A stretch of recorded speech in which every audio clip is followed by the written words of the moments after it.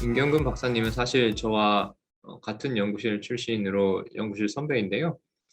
올가닉 일렉트로닉스 분야에서 굉장히 좋은 성과를 거두시고 오늘 발표해 주실 텐데, 현재는 인터페이스 엔지니어링 관련해서 그 계면 올가닉 일렉트로닉스에서 계면 특성을 어떻게 분석하고 계면이 왜 중요한지, 그리고 계면을 조절함으로써 어떤 일들을 할 수 있는지, 그런 것들을 말씀해 주실 것입니다.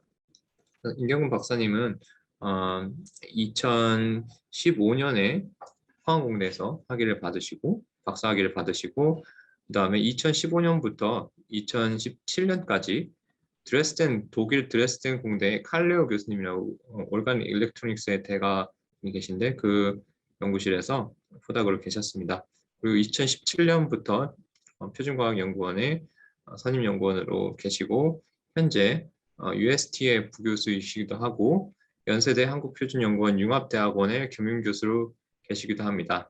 그러면 임경근 박사님을 큰 박수로 맞이해 주시면 감사하겠습니다. 네, 감사합니다. 네, 또 초청해 주셔서 조윤창 교수님께 감사드리고, 또 오늘 학생분들 직접 뵙고 또 얘기했으면 좋았을 텐데 그렇지 못했지만, 그래도 제가 연구했던 부분 소개해 드리고, 그리고 또 말씀 나눌 수 있게 돼서 반갑습니다. 제가 전화가 왔는데 지금은 못 듣고. 네, 그렇습니다. 아는 분도 그 이름이 얼핏 보이는데, 어쨌든 발표를 재밌게 들어줬으면 좋겠습니다. 오늘 내용은 아까 소개시켜 주셨던 대로 이거 Next Generation Semiconductor Materials and Device에 대해서 이거 인터페이스 엔지니어링을 좀 이용한 거, 그래서 뭐 좀 전문적인 내용도 있지만 그 앞부분은 제가 한국표준과학연구원이 어떤 곳인지 좀 소개한 자료도 준비를 해봤어요. 그래서 아마 이제 다들 대학원생이시니까 졸업 이후에는 어느 곳에 갈지 뭐 다들 고민도 있으실 텐데, 그런 게 좀 도움이 됐으면 해서 좀 정치련, 그리고 정치련 성에서 어떤 표준연에서는 어떤 연구를 하는지 이런 거에서 좀 소개를 하겠습니다. 그래서 궁금한 거 있으시면은 이제 끝나고 나서 말씀하셔도 되고, 그다음에 요즘 제가 이렇게 온라인 세미나 하다 보니까 이게 또 질문하기가 쉽지 않더라고요. 그래서 채팅으로도 남겨주시면 제가 채팅을 읽고 그다음에 답을 바로 드릴게요. 채팅 계속 보고 있을 테니까. 그래서 실시간 채팅 주셔도 괜찮고 끝난 다음에 주셔도 괜찮습니다. 그래서 뭐 최대한 저한테 많이 뭐 궁금한 걸 다 뽑아 가시기를 부탁드리겠습니다. 네, 그러면 발표를 시작해 보겠습니다. 우선 이제 간단하게 좀 표준연 설명을 먼저 드릴 텐데요. 이제 저희가 이제 크리스라고 부르고 표준연 줄여서 한 한국표준과학연구원은 이제 Korea Research Institute of Standard and Science라는 플랫을 가지고 있습니다. 1975년도에 대전 유성구에서 설립이 됐고, 그때만 해도 이제 유성구가 허허벌판이었죠. 그래서 거의 연구원 정출연 중에서는 거의 이제 첫 번째 내지 두 번째로 이제 먼저 생겼습니다. 왜냐하면 표준과학이 먼저 확립이 돼야 단위라든지 저희가 이렇게 정량적인 측정 면에서의 그런 좀곧 이렇게 기준이 성립이 돼야만 다른 연구 분야도 이렇게 발전시킬 수 있다는 어떤 나라의 정책상의 이유였습니다. 그래서 먼저 법 조항에도 이렇게 적했을 만큼 제가 표준되는 연구를 가장 먼저 시작을 했고요. 그래서 이런 연구를 하고 있는 기관이 전 세계적으로는 되게 많습니다. 그래서 뭐 아마 들어보실 수도 있는데, 미국에는 또 이제 뭐 각 나라별로 있는데, 왜 이렇게 각 나라별로 있냐 이렇게 보면은 어떤 단위, 뭐 어떤 물리량을 이렇게 기준으로 절대적인 값은 사실 없거든요. 그래서 이렇게 서로 비교를 해서 어느 부분에서의 뭐 편차 아니면 평균값을 정해가 나가는 작업들을 하고 있습니다. 그래서 미국은 리스트라든지 우리나라는 크리스, 그리고 일본에는 또 이런 기관들이 되게 유세 기관들이 있는데, 그 기관들이 일단 모여서 어떤 그룹을 만들고 MP라는 그룹은 또 이제 아시아 태평양 쪽 그룹입니다. 뭐 이런 식으로 그룹을 만들어서 거기서 서로 국제 비교를 해가면서 좀 더 정확한 값을 정의하고 측정하는 그런 일들을 하고 있습니다. 크게는 이렇게 말씀드릴 수 있고, 그리고 그건 측정을 이제 제가 말씀드리면 사실 와닿지는 않으실 텐데, 좀 생각해 보면은 여러분들께서 실험실에서 쓰는 어떠한 종류의 측정 장비든 값을 나게 대한 측정 장비는 이게 그 기준되는 걸로부터 보정을 받게끔 되어 있습니다. 예를 들어서 이제 저울로 예를 들어 볼까요? 이제 뭐 마이크로 밸런스도 있을 테고, 뭐 어떤 측정 값이 나오는 장비들은 회사에서 만들어진 상태에서 나와서 뭐 쓰다 보면은 기준이 틀어질 수도 있고 아니면 뭐 값이 달라질 수도 있고 이런데 그것들을 캘리브레이션 해주는 레버러토리에서 갖고 가면 보정해줍니다. 근데 그 캘리브레이션 해주는 레버러토리의 값을 또 누가 보정해주냐? 그럼 상위 기관을 보정해주죠. 이런 가장 최상위 기관에 바로 내셔널 메트로로지 인스티튜트가 있는데 그 부분 이제 우리나라에서는 표준연에 해당되는 거죠.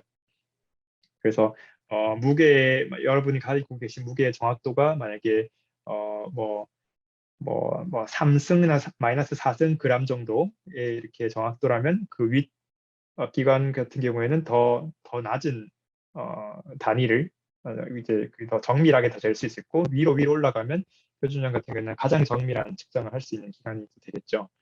정의도 이제 저희가 하고 있고요. 그래서 이런 표준형은 그런 고유 업무를 가지고 있고 아마 이제 카이스트 분들은 대전에 계시기 때문에 어느 정도 친숙하기 때문에 많이 좀 보셨을 겁니다. 그래서 이런 종류의 각각의 미션을 갖고 있는 정수련이 우리나라에 한 20 몇 개 정도 있습니다. 그래서 많은 기관이 이제 대전에 몰려 있고요. 표준형 같은 경우에도 그 중에 하나고 아마 많이 이름 들어보셨겠죠? 에틀이나 아니면 뭐 킴, 뭐 화학연구원 크리트 그리고 뭐 이런 것들이 이제 대전에 많이 몰려 있고 서울에는 또 그 유명한 이제 키스트도 있고 이렇게 있습니다. 그래서 아마 여기 계신 연구원 분들은 여러분처럼 이제 카이스트나 아니면 다른 유수 이제 대학원에서 졸업하신 분들이 연구원으로 많이 계시죠. 표준형 같은 경우는 전체 규모가 한 800명 정도 됩니다. 그 중에서 연구 인력은 한 500명 남짓 되고 그 중에 또 석사, 박사 비율, 또 기술원 비율 이렇게 더 나눠져 있습니다. 그렇게까지 규모로 보자면 대형 기관이라고는 볼 수가 없어요. 이제 좀 더 큰 기관을 보면 에틀이 한 3,000명 가까이 되고요. 키스트도 뭐 그보다 좀 더 많은 걸로 제가 알고 있습니다. 그래서 좀 뭐 기관마다 규모도 다르고 미션도 다르긴 하지만 표준형은 이제 고유의 이런 표준이라는 미션이기 때문에 사실 표준이 없는 과학 분야는 없죠. 모든 분야에서 정밀하게 측정해야 되고 그다음에 어떤 정의를 내리는 거에 대해서는 모든 분야에 있기 때문에 어떤 종합적인 연구를 하는 기관이라고 말씀드릴 수 있을 것 같아요. 네, 그래서 혹시 이런 쪽도 궁금한 부분이 있다면 나중에 질문을 주시면 또 답변을 제가 하는 한에서는 드리겠습니다. 제가 이제 표준 업무를 한다고 말씀드렸는데 표준은 어떤 대상을 표준을 하냐고 하면 가장 근본적으로 이제 SI 단위 많이 들어보셨죠? 이렇게 7가지의 물리량이 있는데 그걸 뭐 무게나 길이, 시간, 그다음에 뭐 일렉트릭 커런트, 그다음에 온도, 그다음에 어떤 물질량 그리고 빛의 세기 이런 것들 7가지 SI 단위 체계 인터내셔널 시스템 오브 유닛이라고 해서 요게 전 세계적으로 공통된 기준과 공통된 측정 방법을 가지고 있습니다. 기준이 다르다고 하면은 나라마다 측정하는 게 달라질 테니까 당연히 안 되겠죠. 그래서 이런 것들을 고도화하는 작업들을 표준형에서 하고 있습니다. 각각에 대해서는 이제 우리나라도 사실 다 하고 있었죠. 이전에 이제 세종대왕 같은 경우에는 비가 오는 양을 재서 그 농사에 보탬이 되고자 해서 치구기 같은 걸 만들었었죠. 저희가 이제 국사 시간에 읽었듯이. 그래서 그것들 세종 24년도에 이걸 만들었는데 요거 이제 그 저거 뭐냐 그 뭐라 그러죠? 실록을 보면 이렇게 크게 2가지로 나눠볼 수가 있어요. 그래서 첫 번째는 빨간색으로 표시한 이 부분인데 추구기를 길이 한자 반 원통의 지름 7촌으로 만들고 점점점점 이렇게 된 이거 부분은 어떻게 정의를 하느냐의 문제입니다. definition of terms라고 해서 어떤 물리량을 측정할 때 어떤 기준으로 이거를 이제 판별할 것인가. 여기서는 요런 크기의 원통을 만들어서 그걸 높이를 재면 우리가 강우량을 판별하겠다라는 이제 데피니션을 한 거고 그리고 또 얼마나 정밀하게 측정하느냐가 또 중요하겠죠. 그 파란색 부분 읽어보면 주석의 자로 척천푼을 측정해서 기록을 하라 이렇게 되어 있습니다. 그거는 이제 분석하는 정밀도, 퀄리티에 대한 부분입니다.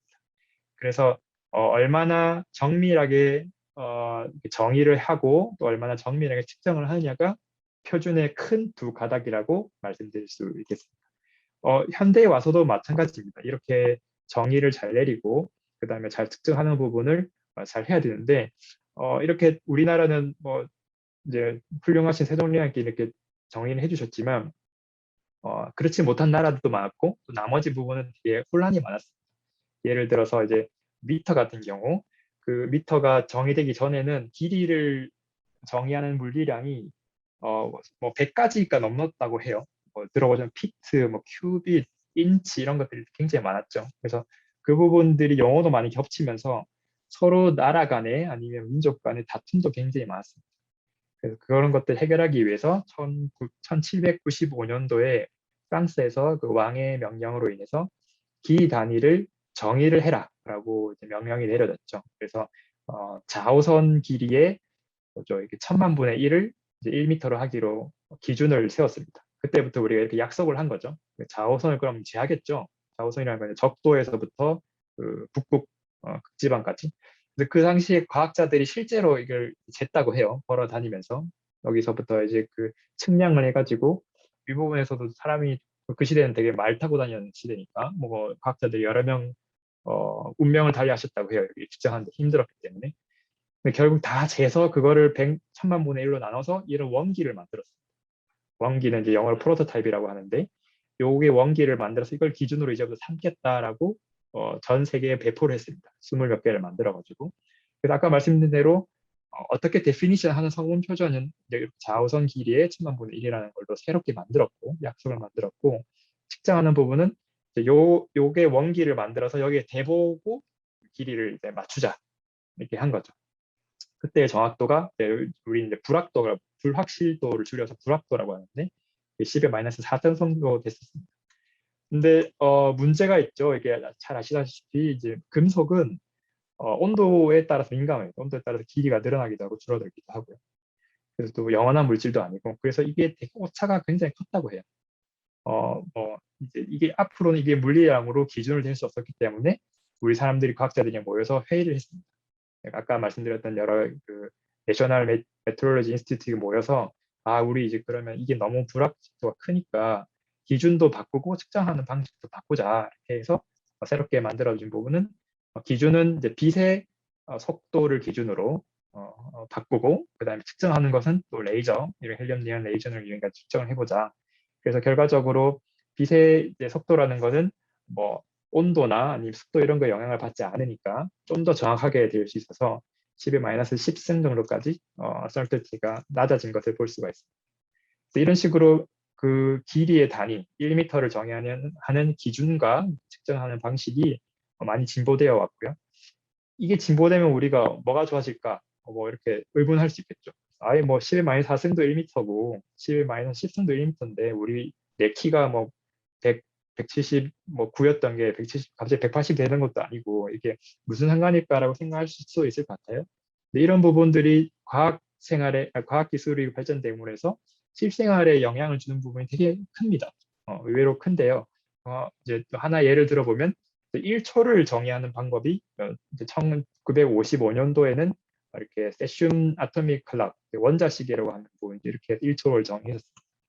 근데 이 부분이 뭐 사람들이 그때만 해도 뭐 1초를 이렇게 정밀하게 재서 뭐 하나 했지만 이런 부분이 이제 점점 고도화되고 그리고 소형화되고 그래서 이런 작은 장치 하나가 이제 원자시계가 되는데 이런 부분을 이제 그 위성에 실을 수가 있게 됐습니다. 잘 아시다시피 이제 우리가 GPS라든지 시간을 쓸 때, 스마트 기기를 쓸 때 다 신호는 이제 위성으로부터 받고 있는데요. 예를 들어서 GPS 같은 경우에는 공중에 있는 3개의 위성으로부터 저희가 신호를 받아서 총 4개면 4개를 받아서 하나는 시간 정보를 얻고 나머지 3개로부터는 그 오는 거리를 측정합니다. 우리가 이제 3차원에 사니까 요 위성이 3개만 있으면 우리 위치를 3차 공간을 정의를 할 수 있겠죠. 그래서 그 3장 시간을 정의를 하면 우리의 위치 정보가 나오게 됩니다. 그 말은 시간이 정확하면 할수록 빛이 갔다가 돌아오는 이 정밀도가 더 좋아지겠죠. 그러면 지금 현재 우리가 쓴 스마트폰에서의 정밀도는 뭐 1m, 2m 단위라고 한다면 새롭게 개발되고 있는 저희가 뭐 이렇게 뒤에 부분 말씀드릴 텐데 그런 걸 쓰면 뭐 밀리미터 단위로 줄어들 수가 있습니다. 그 말은 이제 저희가 책상 위에 스마트폰을 놔두고 팔꿈치로 툭 치면 그 위치를 이제 저희가 인식을 할 수가 있는 거죠. 그 부분이 이제 실생활에서 얼마나 달라질지 그런 거에서는 뭐 상상만 해도 어떤 어플리케이션이 새로 생길지 어떤 또 산업이 발전할지 굉장히 우리 일생생활과 이렇게 밀접한 부분이라고 할 수 있겠죠. 아까 말씀드린 대로 이렇게 GPS에 저희가 우리나라에서 발전된 부분인 KPS가 이제 이렇게 개발되고 있고 아까 말씀드린 대로 이 정지궤도 위성이 3개가 미국에서 개발한 거는 이미 돌고 있고 우리나라에서는 이제 경사궤도 위성으로 5개가 더 추가될 예정이에요. 그래서 여기 5개에 아까 말씀드렸던 우리 크리스에서 개발한 원자시계, 정밀한 원자시계가 들어가서 이제 우리나라에서는 더 정밀한 위치 정보, 시간 정보를 제공할 예정입니다. 그렇게 되면 이제 에큐러시가 이때는 이제 요거 KPS를 완성하게 되면은 최대 10cm 인 거죠. 이제 밀리미터에서 10cm 정도로 저희가 그 위치 값을 정의를 할 수 있게 됩니다. 그런 식으로 이제 물리량을 잘 정의하는 것, 그리고 그걸 잘 측정하는 것, 그게 이제 일진상에 아주 크게 작용을 하고 있다는 것, 그걸 이제 알고 넘어가면 좋을 것 같습니다. 그래서 이제 새로운 정의가 이루어지고 있고요. 기존에 이제 몇백 년 전에 뭐 1초의 정의, 킬로그램의 정의 이런 것들을 했다면 그런 것들을 새로 바꾸는 작업들을 최근에 활발하게 하고 있습니다. 그래서 뭐 한 예를 또 보여드리자면 무게 같은 경우에는 2019년도에 저 정의가 아예 바뀌었는데요. 아마 다른 분들 잘 모르실 수도 있는데 그 전에는 1kg 정의 물어보면 1kg이 뭡니까 하면 당연히 이제 이런 식으로 설명했죠. 1kg이라는 어떤 프로토타입, 원기라고 말씀드렸죠. 요거를 어느 기관이 잘 보관하고 있으니까 요 1kg이랑 똑같은 무게를 쟀을 때 그게 1kg이고 그걸 우리 저울에 캘리브레이션해서 쓰고 있어. 이런 식으로 아주 그런 뭐 명쾌하게 설명할 수가 있죠.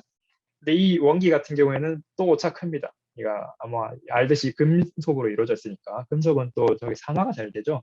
그러니까 아무리 플래티넘이랑 이리듐으로 만들어졌다고 해도 시간이 이제 지날수록 무게가 점점 늘어났다가 줄어났다를 반복합니다. 정밀도가 아주 낮고 쓸 수가 없어서 2019년 5월 20일 기준으로 정의 자체가 바뀌었습니다. 키블 저울이라고 하는 와트 밸런스를 이용해서 중력이랑 전자기력이 이렇게 상호 작용을 해서 멈췄을 때 그때의 값을 계산해서 제가 1kg을 정했습니다. 그때는 이제 플랑크 상수 값이 여기 들어가게 되는데 그 이론적으로는 이 정의의 이제 최대 정밀도는 10의 마이너스 34승까지 저희가 이렇게 정밀하게 바꿀 수가 있는 거죠. 정의 자체가 아예 바뀐 거죠. 그래서 현재는 이제 측정하는 수준은 이제 아직 이르지는 못했지만 기존보다는 훨씬 더 정밀하게 저희가 1kg이 뭔지를 이렇게 말해주고 있습니다. 이게 바뀌면 되면 나중에 뭐 그람이 중요한 연구 분야, 제약이라든지 뭐 단백질 합성이라든지 이런 거는 또 일대에 또 혁명이 일어날 거라고 저희는 예상하고 있습니다. 조금만 이제 첨언을 하자면 이런 원기가 우리나라에 또 들어왔었습니다. 저희 고종 때 요게 전 세계적으로 20개 남짓 만들어서 배포를 했었어요.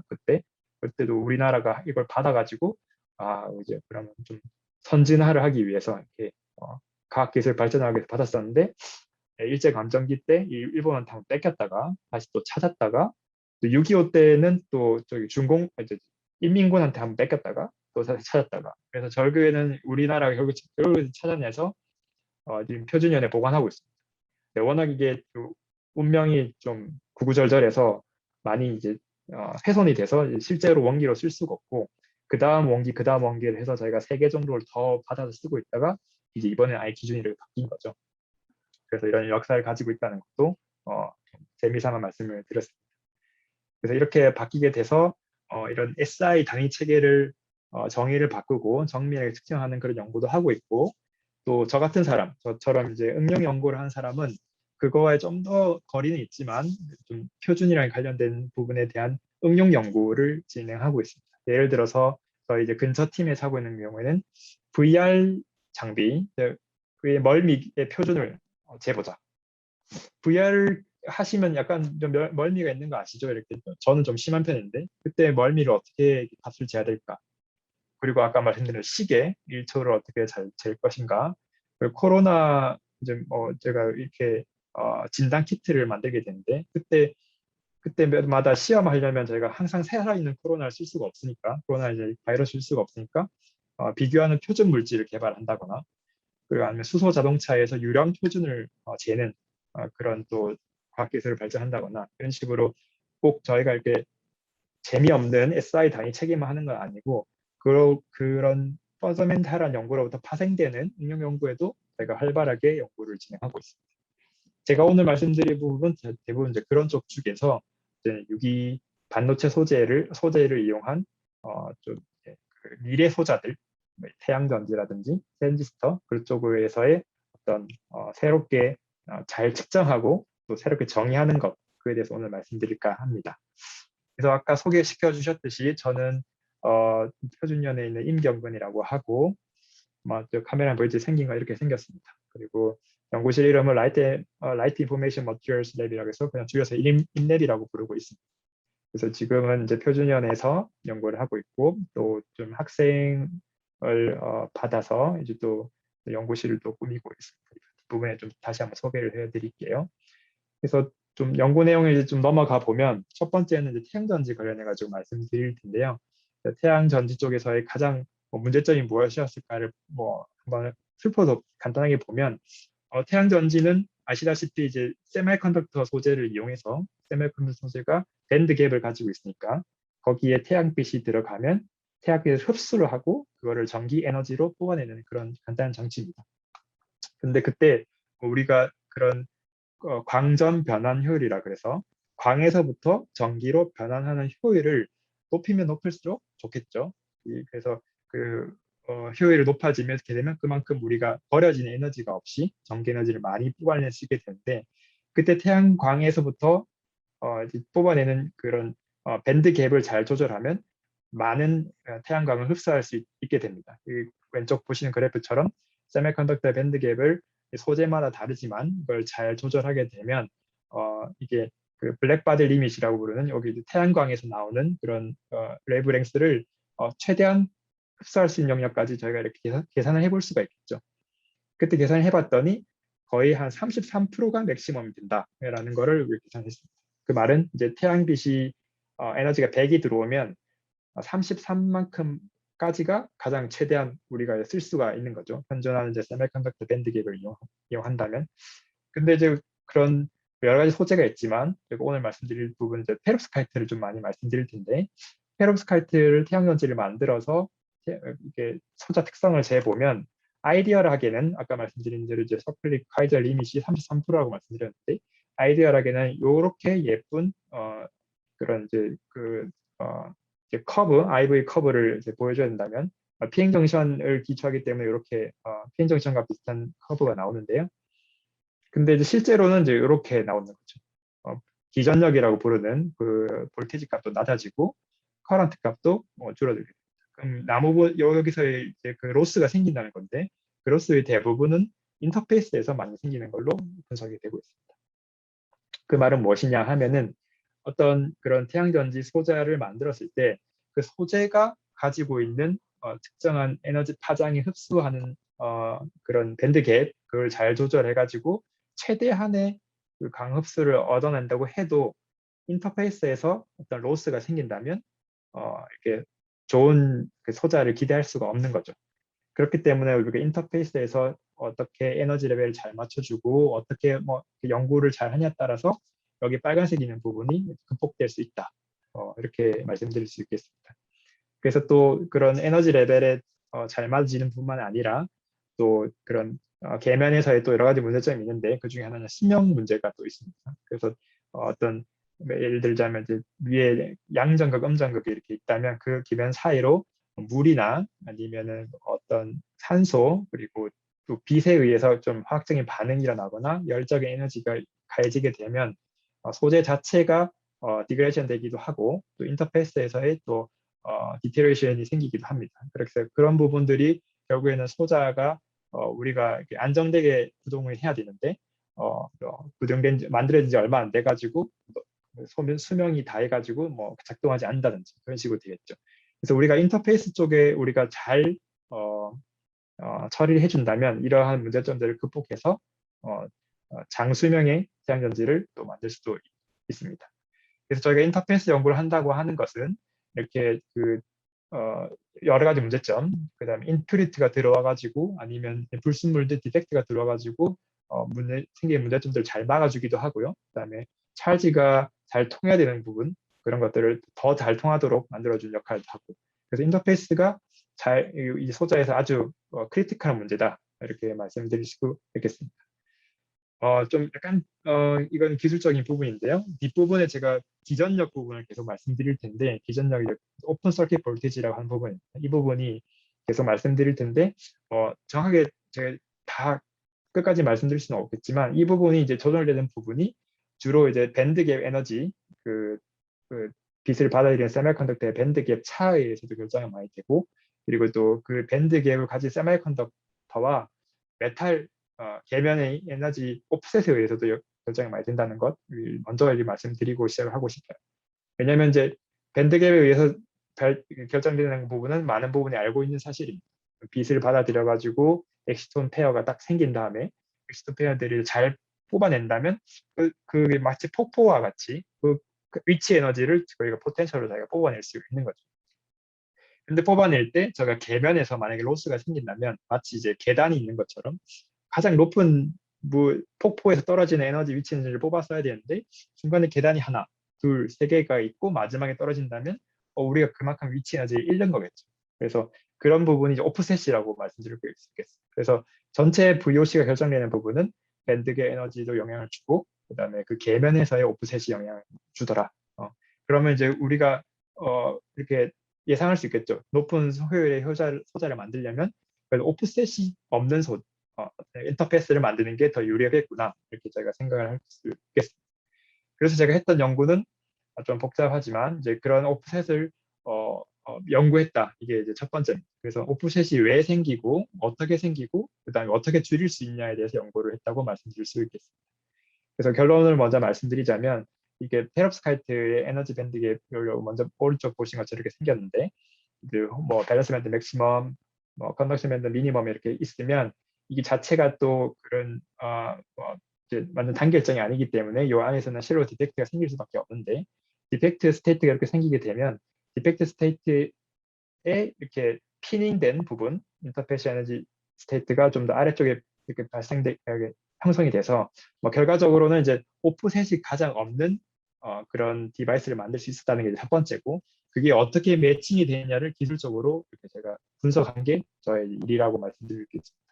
아마 이제 UPS 측정이나 아니면 XPS 측정을 해보셨던 분이라면 이런 부분이 약간 좀 익숙해할 수도 있겠지만 대부분은 또 아니기 때문에 이런 부분은 너무 제가 자세히는 말씀드리지 않고 질문을 하신다면 그 부분은 좀 더 깊게 말씀을 드릴게요. 그래서 아까 말씀드린 것 같이 이런 인터페이스에서 생기는 어떤 문제점을 왜 어떻게 이렇게 제가 극복할 수 있을지를 연구했다는 걸 했다고 말씀드릴 수 있고 그 간략하게는 이렇게 뭐 이제 오프셋이 어떻게 피딩 돼 가는지를 봐가지고 제가 분석을 했는데 그 부분은 이제 조금 더 이제 시간 많이 허용이 된다면 그 부분은 좀 뒷부분에 다시 설명을 드릴게요.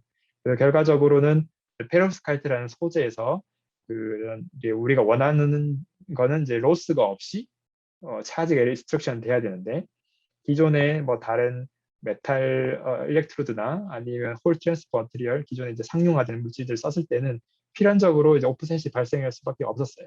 이제 예를 들어 퍼미 레벨이 피닝이 여기에 이제 미드갭에 됐기 때문에 여기에만큼의 에너지 오프셋이 항상 존재했었는데 어떤 도핑이 서피스 도핑이 됐다거나 아니면 폴리머 바이폴런 스테이트 이용해가지고 좀 더 깊은 스테이트에 가지는 홀 트랜스퍼 머티리얼을 이용하게 되면 저희가 이렇게 오믹과 같이 거의 수도 오미라고 저희가 부르는데요. 오믹 같은 스테이트를 이제 얼라이먼트를 저희가 만들 수 있어서 그다음에 소자에서의 그런 아까 VOC가 최대한 증가된 것을 관찰할 수 있었습니다.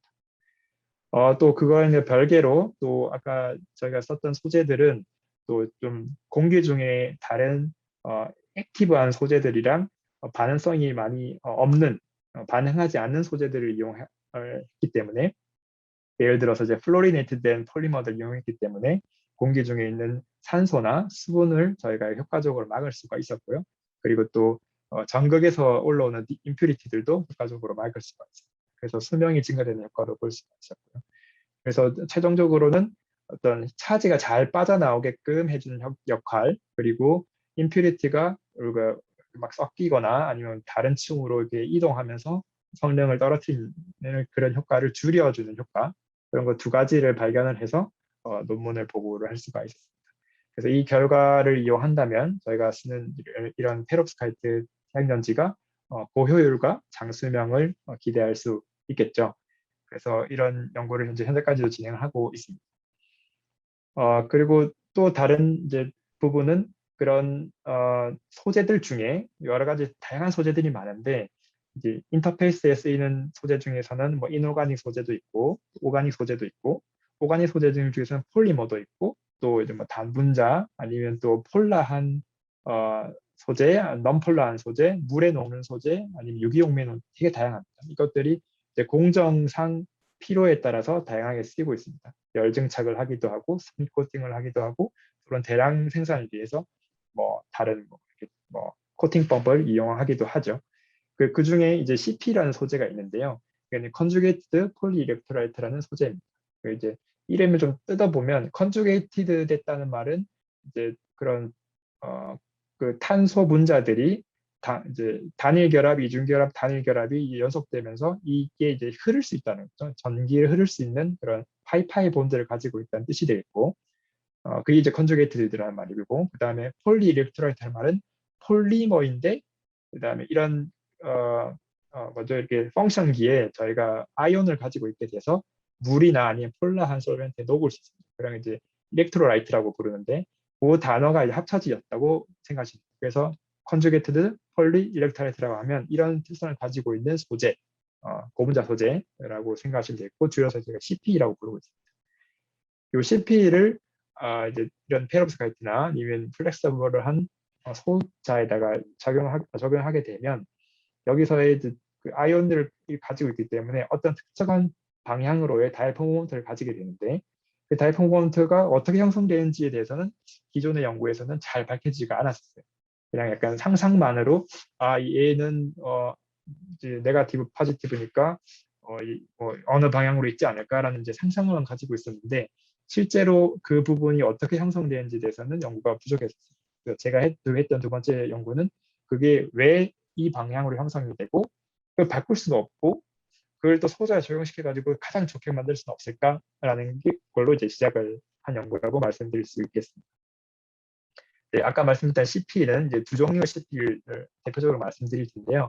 같은 모양의 뭐 간단하게 말해 제가 이제 분자 구조를 말씀드릴 거 아니니까 같은 백본을 가진 모양인데 차이점은 여기 안에 있는 아이온이 케타이온이냐 애나이온이냐 요 차이만 있습니다.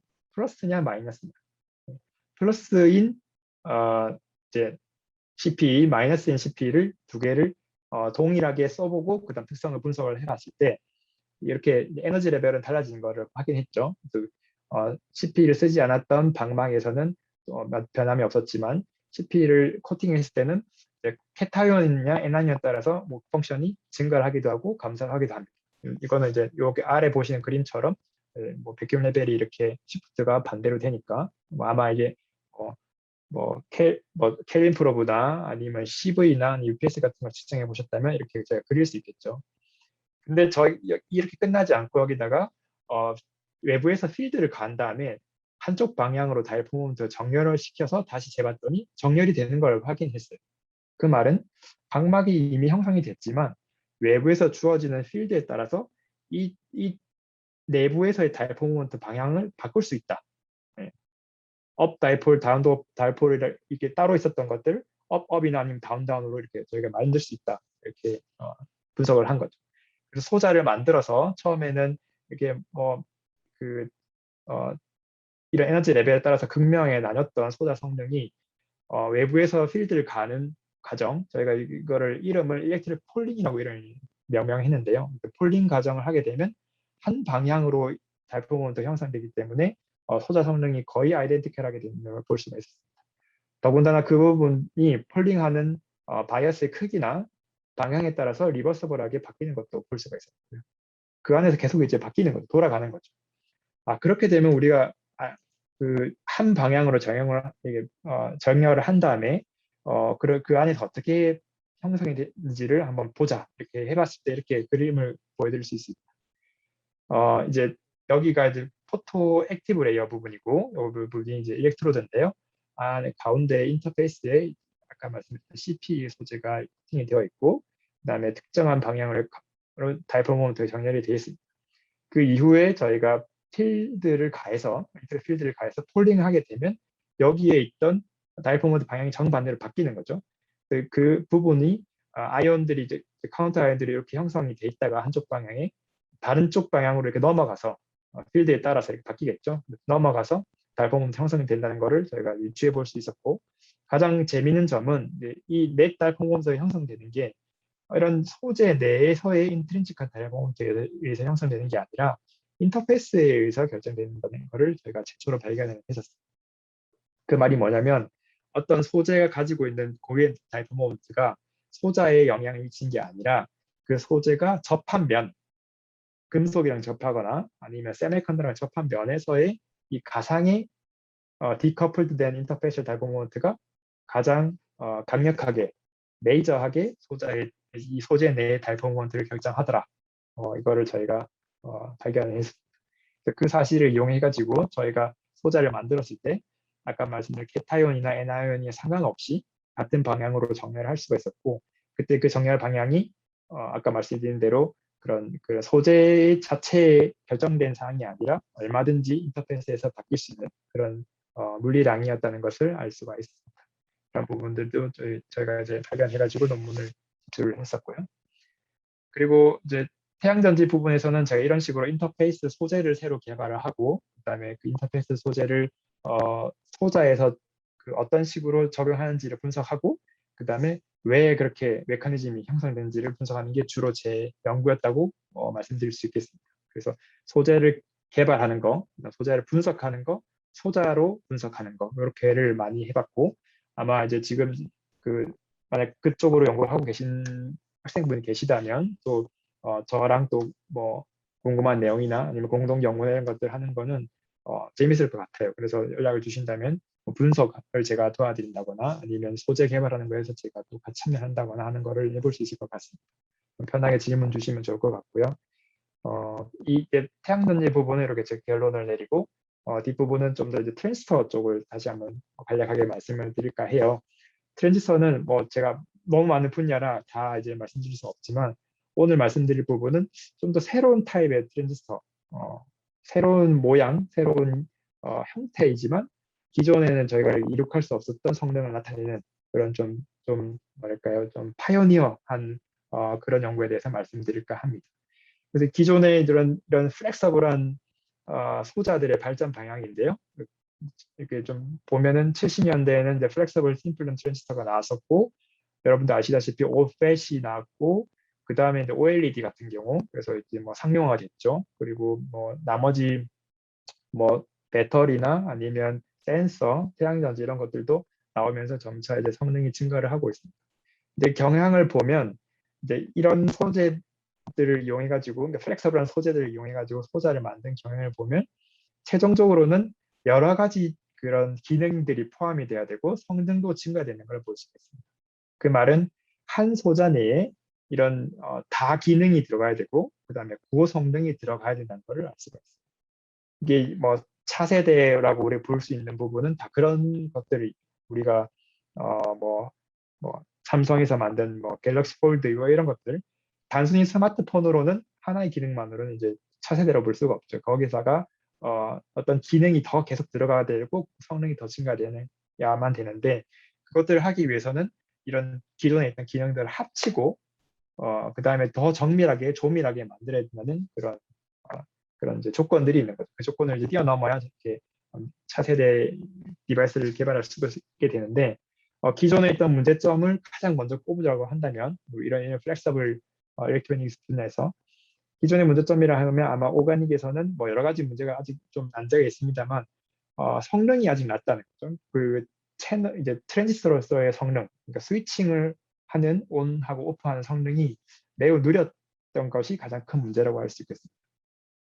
그게 이제 어떤 것에서 오리진했는지를 보자면 만약에 이렇게 세미컨덕터가 녹색 부분이 이렇게 있고 전극에 해당되는 소스 드레인이 이렇게 있으면 그 소자의 트랜지션 프리퀀시라고 부르는 온오프로 얼마나 빨리 해줄 수 있냐의 프리퀀시는 그 세미컨덕터의 모빌리티에 비례하고 그다음에 이 채널 랭스의 제곱에 반비례합니다.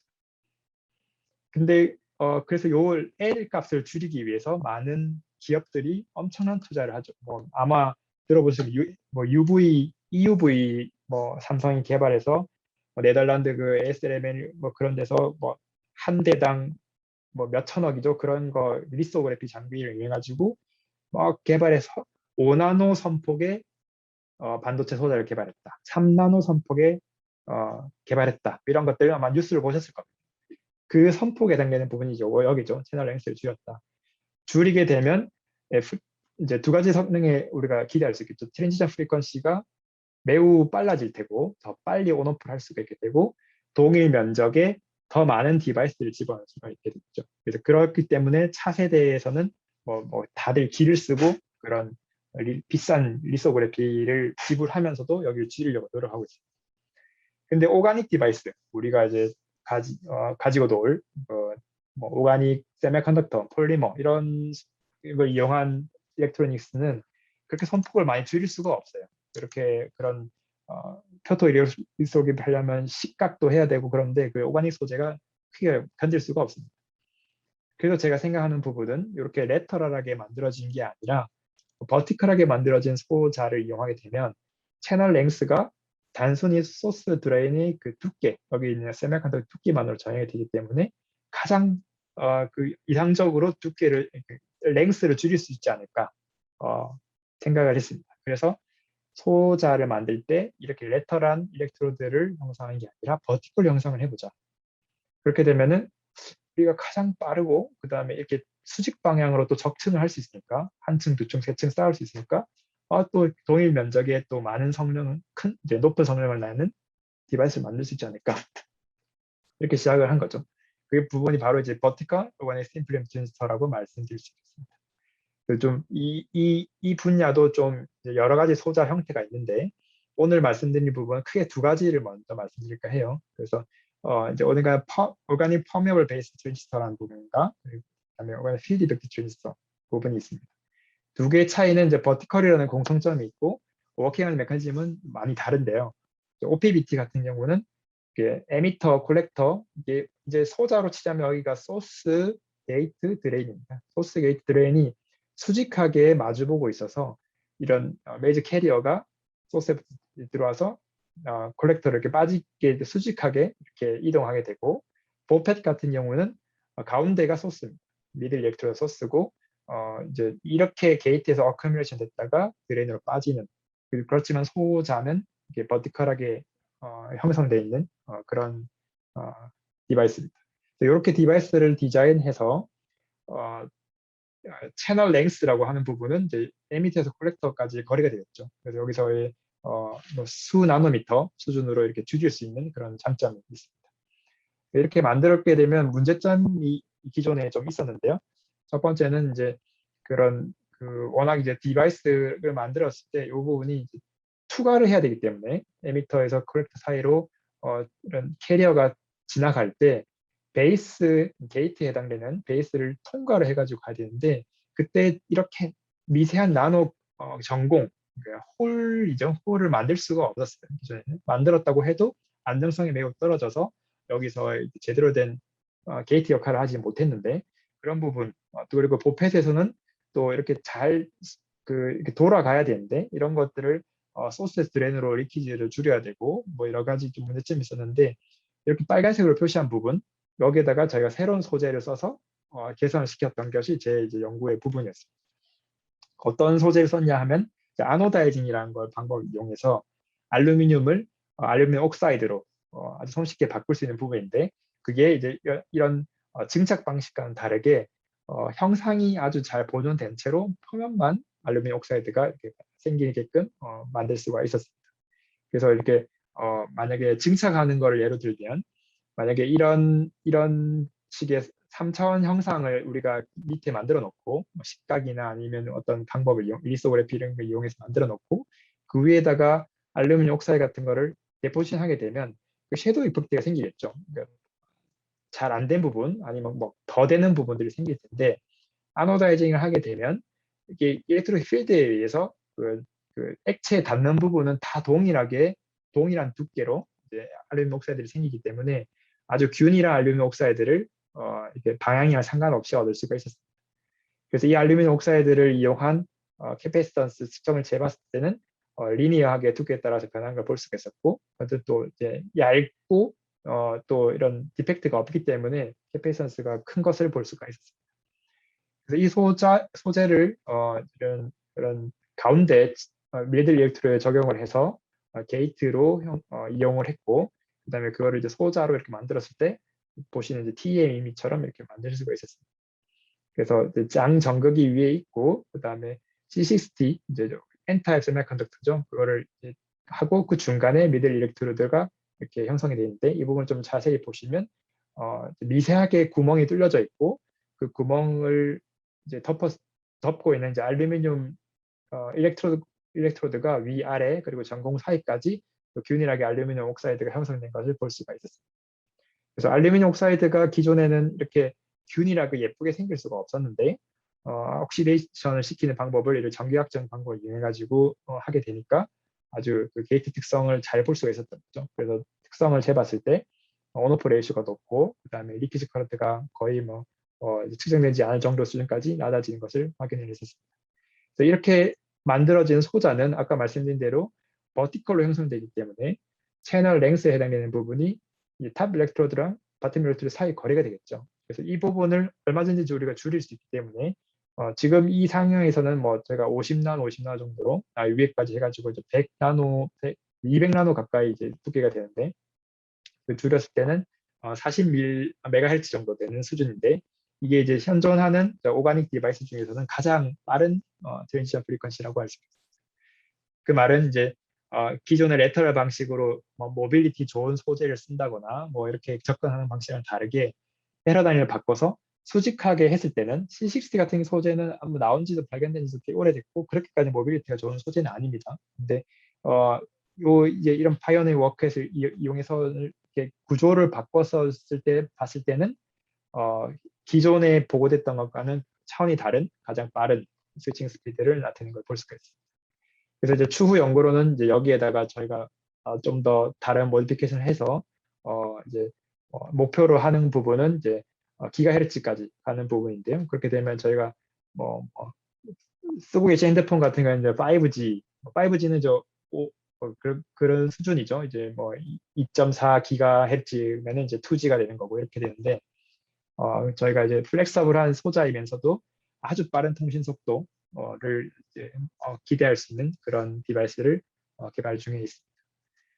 그래서 아까 말씀드린 그런 아노다이징 방법이 이런 옥사이드, 게이트 옥사이드에 대한 부분을 잘 형성되는데 아주 좋은 방법이었다. 그런 거를 다시 한번 말씀드릴 수 있고, 그다음에 보펫 같은 경우도 여기 아까 그 소스 드레인 간의 이런 리키지 커런트를 잘 통제하고, 그다음에 차지 패스를 잘 정의를 해야 되는데, 그런 부분을 아노다이징을 이용해서 여기의 거리를 그냥 아노다이징 볼티지만으로도 이제 정의를 했고, 그 결과 이제 블락킹 되는 것도 좋고, 이제 그 리키지 커런트도 낮아지고, 그다음에 높은 볼테지에서도 잘 구동하는 것을 볼 수가 있었습니다. 그래서 우리 지금은 저희가 포토 리소그래피를 안 쓰고 그냥 섀도우 마스크를 써가지고 이런 식으로 좀 엣지 부분, 알루미늄 여기 보면 엣지 부분이 되게 브루드해요. 현명형으로 보면 거의 20 마이크로미터 정도 이렇게 브루드하게 돼 있는데, 이런 부분을 포토 리소를 이용해 가지고 잘 이렇게 수직하게 만든 다음에 아노다이징 하게 된다면, 여기에 아노다이징 차지 트랜스퍼 랭스가 수나노까지 저희가 조절을 할 수 있을 거라고 예상하고 있습니다. 이제 그런 이제 백데이터를 만들어 놨는데 아직 디바이스까지는 저희가 얻지는 못했고요. 그래서 이게 지금 2.5 마이크로미터로 여기 사이를 정의를 했지만, 좀 더 여기에 있는 형상을 잘 제어해서 수 나노미터, 수십 나노미터까지 저희가 제어를 한 다음에 특성을 보려고 준비를 하고 있습니다. 그렇게 되면 마찬가지로 그 트랜지션 프리퀀시도 저희가 증가할 수 있을 테고, 또 소자 성능, 스위칭 스피드가 커진다고 예상할 수 있겠죠. 그래서 이런 소자를 이용하면 아까 말씀드린 대로 아주 빠른 스위칭 스피드의 소자를 만들 수도 있지만, 또 다른 이제 펑셔널 소자랑 수직 방향으로 적층이 가능하기 때문에 여러 가지 기능들을 합칠 수가 있게 되겠죠. 그래서 발광 소재라든지 흑광 소재랑과 이렇게 결합을 하게 된다면 라이트 에미팅 트랜지스터라든지 아니면 가장 빠르게 동작하는 센서라든지 그런 것들을 저희가 기존에 없던 소자들을 만들 수 있을 거라고 예상하고 개발 중에 있습니다. 네, 뭐 뉴럴 모빅 디바이스도 마찬가지고요. 그래서 저희가 예상하기로는 이런 식으로 뭐 인공지능이나 아니면 뭐 그다음에 가장 빠르게 통신하는 부분, LED 그리고 센서 부분 이런 것을 이제 버티컬 방향으로 이렇게 어큐뮬레이션 하게 되면 저희가 그런 기존에 없던 소자들 개발할 수 있고 그게 이런 좀 이제 단순히 기존에 없는 것뿐만 아니라 이제 성능이 매우 좋기 때문에 그래서 차세대 스마트 스킨으로도 이용할 수 있을 거라고 예상을 하고 있습니다. 여러 가지로 저희가 뭐 기획하고 있는 과제도 있고 이런 부분들이 현재는 이제 본의 아니게 그 몇 년 전에 서부장이 유행이랄까요? 되게 이슈가 있었죠. 그래서 이런 플렉서블한 디바이스를 만드는 이제 핵심 기술로 분류가 돼서 또 기업체에서 이제 구업을 하고 있고 그래서 이런 부분들이 가장 고성능에 나타내는 그런 반도체를 만들어내는 이제 기업에서도 관심을 가지고 이런 플렉서블한 디바이스에 쓰이는 가장 빠른 소자 이런 쪽으로도 이제 적용될 예정입니다. 그래서 이런 부분들이 표준에서도 연구 계속되고 있다는 걸 말씀드릴 수 있고 이런 이제 오늘 다 말씀드린 거 아닙니다만 버티컬 부분에서 저희가 새롭게 시도하는 거 있는 부분 그런 부분들이 어느 정도 이제 기초 결과가 이제 나온 상태인데 그런 것들을 아까 말씀드린 대로 이제 코웍을 통해 가지고 여러 가지 소재들 아까 흑광 소재 아니면 밝은 소재 이런 거 이렇게 연구하시는 다른 이제 연구자분들이랑 이제 연구를 하려고 많은 이제 노력 중에 있습니다. 그렇게 되면은 기존에 없던 그런 기능들 그다음에 고성능들을 저희가 기대할 수 있을 거라고 생각하고 있습니다. 네, 그래서 제가 오늘 발표는 내용은 거의 다 말씀드린 것 같고 저희 랩은 이제 캠퍼스는 표준연에 있고 뭐 학생 같은 경우에는 또 뭐 실험에 따라서 연세대를 왔다 갔다 하는 경우도 있고 그렇습니다. 그래서 뭐 USDA 학생들도 저희가 입학을 해가지고 하고 있고 그래서 뭐 공록 연구 언제든지 열려 있고 그다음에 또 뭐 이렇게 그런 장비나 아니면 뭐 재료 같은 거를 위해서 뭐 저희가 뭐 아는 한 제공해 드릴 수 있는 또 저도 같이 하려고 하니까 궁금한 거 있으면은 연락을 주시면 좋을 것 같습니다. 네, 연락처는 제가 뒤늦게 적어가지고 이렇게 따로 뺐는데 네, 메일을 주시거나 전화를 주시면은 앞으로 또 연구하는 데 도움이 되면 좋을 것 같네요. 네, 오늘은 여기까지 말씀드리겠습니다. 감사합니다. 네, 발표 대단히 감사합니다. 학생분들 질문해 주시겠어요? 채팅창을 사용하시거나 아니면 바로 말씀해 주셔도 괜찮습니다. 네, 우선 채팅을 2개 주셔서 질문을 이제 바로 답변할게요. 구두로 해주실 분은 그 다음에 해주시면 좋을 것 같아요. 첫 번째 질문은 CP에서 사용하는 폴리머에 따라서 다이폴이 정렬되는 정도를 조절할 수 있나요? 라고 말씀 주셨습니다. 잠깐만요. 네. 다이폴 모먼트를 정렬할 수가 있는데 그게 사실 정량적으로 할 수 있다고는 말씀드릴 수가 없을 것 같아요. 왜냐하면 제가 했던 방법이 폴링하는 방법에는 이제 폴링하는 볼테이지를 높이는 방법이 하나가 있겠죠. 그 다음에 폴링하는 시간을 조절하는 방법이 있을 테고, 그 다음에 뭐 또 그거 말고도 소재를 바꾸는 방법도 있을 텐데, 어째 소재를 고정한다면 여러 가지가 있는데, 제가 이제 볼테이지도 바꿔보고 시간도 바꿔봤을 때는 점진적으로 이렇게 바뀌는 건 확인을 했어요. 그런데 이 부분이 마치 양자역학처럼 측정을 하게 되면 그 부분이 또 약간 변환이 생기면서 제가 정량적으로는 얼마가 됐다는 거는 볼 수가 없었어요. 그래서 돌아갔다는 것까지는 아는데 얼마나 조금씩 돌아갔다 정도까지만 보고 그 정량적으로는 제가 하지 못했는데 아마 좀 정밀하게 측정한다면 그건 가능할 것 같아요. 이제 제 실험에서는 태양전지라는 거에서만 북한에서 했지만 좀 더 정밀한 시스템을 만든다면 필드에 따라서 그다음에 시간 따라서 또 소재에 따라서 그 다이퍼먼트가 정량적으로 분석될 수 있다고 생각하고 있습니다. 네, 혹시 부족한 답변이라면 또 말씀해 주세요. 그 다음에 두 번째 질문은 네, 고건우 학생분이 주셨는데 버티컬 부분에서 리키지 커런트가 증가하는 원리가 무엇인지 보고 싶습니다. 네, 좋은 질문인 것 같습니다. 여기를 볼까요? 구조가 다르지만 OPBT를 먼저 좀 설명을 드릴게요. 여기서 이제 전체 화면으로 보면 네. 여기서 이제 제가 암호처럼 적어놔서 아마 좀 모였을 거예요. IEC라고 하는 부분은 이제 그 에미터에서 콜렉터로 가는 커런트 거고 여기 있죠. I는 이제 커런트인 거죠. EB는 에미터에서 베이스, BC는 베이스에서 콜렉터입니다. 그러니까 각각으로 가는 커런트를 이렇게 제가 따로따로 나눠 놓은 건데, 우리가 원하는 거는 탑에서 바텀으로 가는 커런트, 그러니까 IC가 맥시멈이 되고 요 두 개가 미니멈이 된 거겠죠. 근데 실제 소자를 재보면 여기 이제 다음 장에 보면은 여기 IB 그다음에 IBC가 이렇게 각각의 이제 요 부분이고 요 부분인데, 요 부분이 어느 정도 생기는 걸 볼 수가 있어요. 이게 우리가 아노다이징을 하게 되면은 줄였다는 거지만, 이제 실제로 이제 안 쓴 경우 아니면 아노다이징이 제대로 안 된 경우는 이렇게 높죠. 따로 이렇게 여기 이렇게 높게 되는 걸 볼 수 있죠. 그 말은 여기에서 커런트가 통할 때 마치 이제 만약에 트랜스터의 원리를 아신다면은 좀 이해하기 편하실 것 같아요. 그래서 게이트가 있고 게이트 인슐레이터가 잘 형성돼야 위에 이제 차지가 왔다 갔다 할 때 게이트 쪽으로 리키지가 생기지 않는데, 게이트 인슐레이터 쪽에 만약에 어떤 두께 차이가 있다, 아니면 구멍이 있다, 아니면은 뭐 그쪽으로 컨덕티브한 디펙트가 섞여 있다, 뭐 이런 식으로 문제점이 생기면 리키지 커런트가 게이트 리키지가 막 생기는 거죠. 그 원리랑 똑같습니다. 거기서 이제 가운데 있는 미들 일렉트로드는 게이트인데요.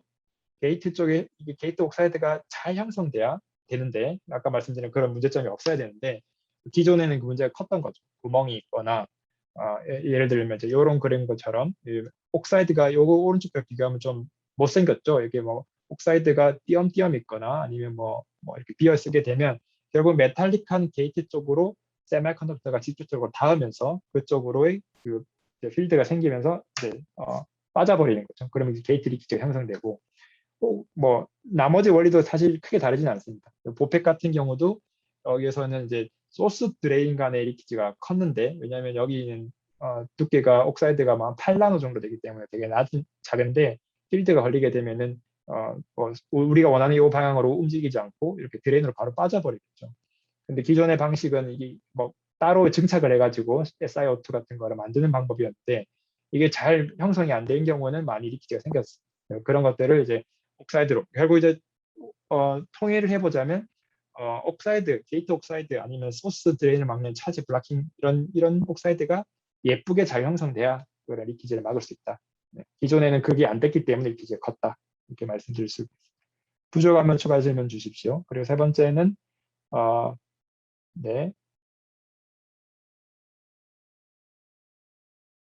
네. 아노다이징 할 때 아노다이징 산화시키고 싶지 않는 부분은 간단합니다. 이제 아노다이징 제가 식을 적었나요?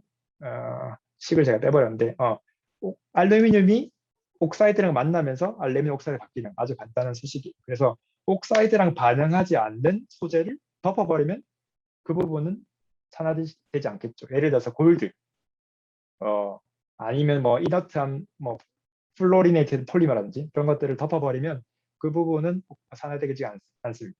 그리고 그걸 추후에 제거한다거나 하면은 또 다시 드러낼 수도 있겠고요. 네. 혹시 부족하다면 추가 질문 주십시오. 또 추가 질문 있으신가요?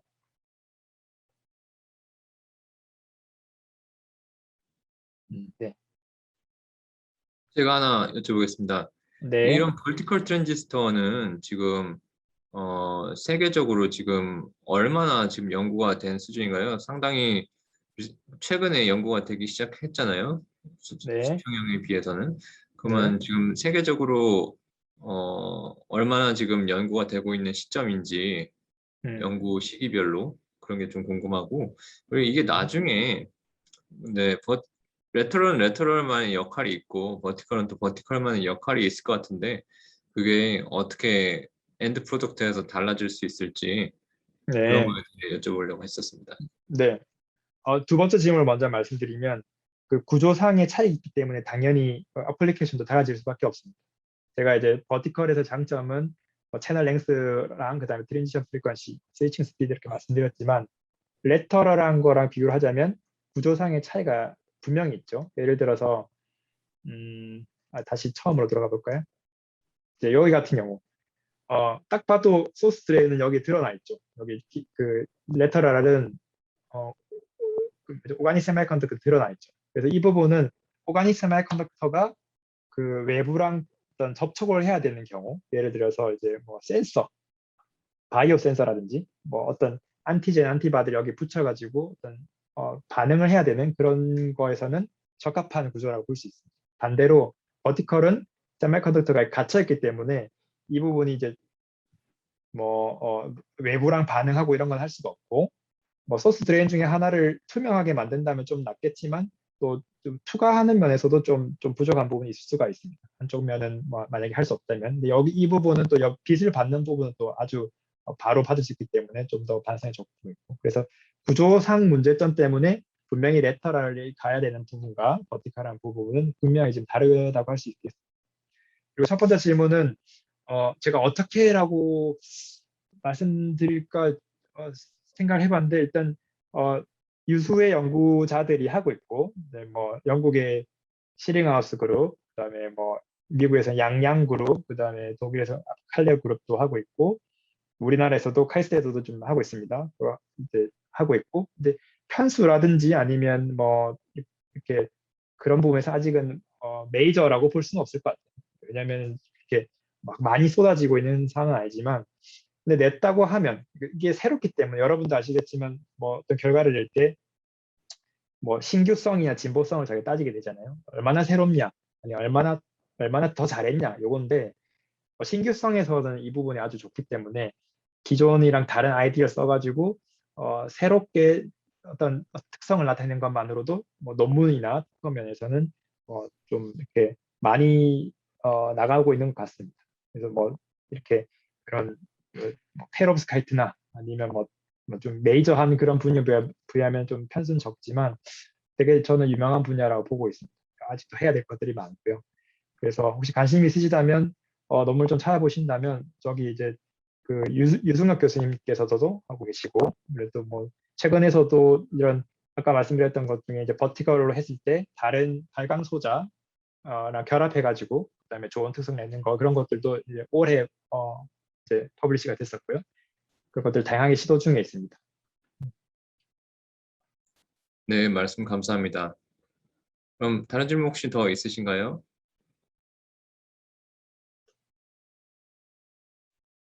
네, 없으시면 그러면 좋은 강연해 주신 임경근 박사님께 다시 한번 큰 박수 부탁드립니다. 네, 들어주셔서 감사합니다. 수고하셨습니다. 감사합니다. 네.